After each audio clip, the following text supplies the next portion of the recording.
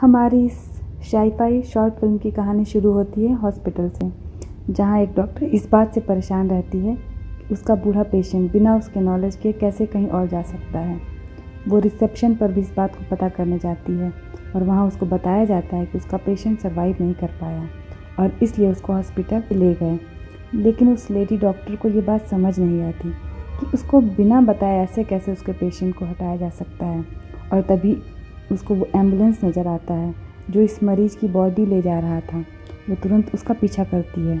उसको पता चलता है कि इस मरीज़ को मुर्दा घर ले जाने के बजाय वो एम्बुलेंस उसे एक लेबोरेटरी ले जा रही थी। वो लेडी डॉक्टर भी इस लेबोरेटरी में जाती है। वहाँ ढेर सारी मशीनें एक छोटे से कमरे से जुड़ी रहती हैं और वहीं बगल में उसका मरीज़ भी लेटा रहता है। तब वो गुस्से में वहाँ के लोगों से पूछती है कि वो लोग ऐसे कैसे उसके मरीज़ को उठा के ला सकते हैं जबकि वो ज़िंदा रहता है। तब वहाँ लैब की इंचार्ज आती है और वो बताती है कि वो मरीज़ एक एक्सपेरिमेंट का हिस्सा बनने जा रहा है जिससे ये पता किया जाएगा कि जब कोई मरता है तो क्या होता है। उसी समय लैब इंचार्ज का असिस्टेंट भी आ जाता है और वो डिटेल में समझाता है। वो बताता है कि साधारण सा दिखने वाला कमरा असल में एक बहुत बड़ा सिक्योर एक्सपेरिमेंटल रूम है। वो रूम ऐसा डिज़ाइन किया रहता है कि एक बार सील कर देने के बाद ना तो कोई चीज़ उसके अंदर जा सकता है और ना ही कोई चीज़ वहाँ से बाहर जा सकता है, चाहे वो चीज़ एक एटम के साइज़ का ही क्यों ना हो। ये सब देख के वो डॉक्टर थोड़ा असमंजस में पड़ जाती है कि कैसे वो जिंदा मरीज को इस एक्सपेरिमेंट के लिए भेज दे।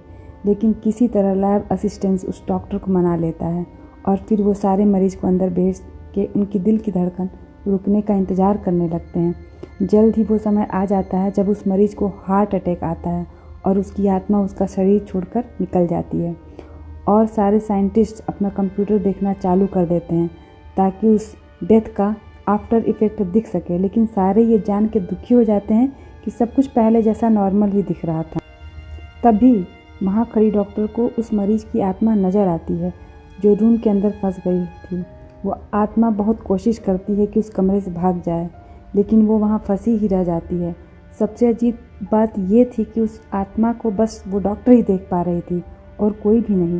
वो आत्मा भी डॉक्टर को देख पाती है और उससे मदद मांगती है। तब डॉक्टर सबसे बताती है कि वो आत्मा देख पा रही है और सबसे ये रिक्वेस्ट भी करती है कि उस आत्मा को वहाँ से आज़ाद कर दें क्योंकि वो आत्मा किसी अनजान चीज़ को आता हुआ देख के बहुत डरी हुई थी। ठीक इसी टाइम पे साइंटिस्ट को अपने कंप्यूटर पर कुछ अजीब डाटा दिखता है जिससे कि ऐसा लगता है मानो कोई अनजान शक्ति बाहर से उस कमरे में घुसने की कोशिश कर रही हो। सब उस अनजान पावर को समझने में लग जाते हैं और डॉक्टर की बात कोई नहीं मानता है।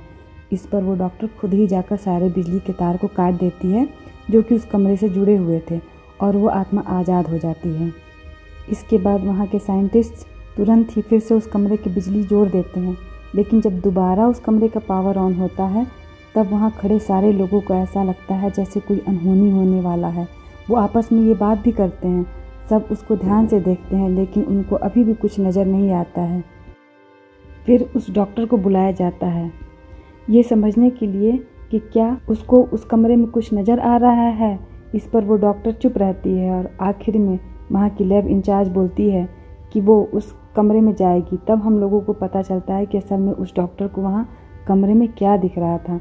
उस कमरे में से आत्मा निकल के चली जाती है और वहाँ पर डेविल और मॉन्स्टर आ गए रहते हैं और वो सारे वहाँ फंस गए थे। इसी सस्पेंस के साथ ये शॉर्ट साई-फाई मूवी ख़त्म हो जाती है।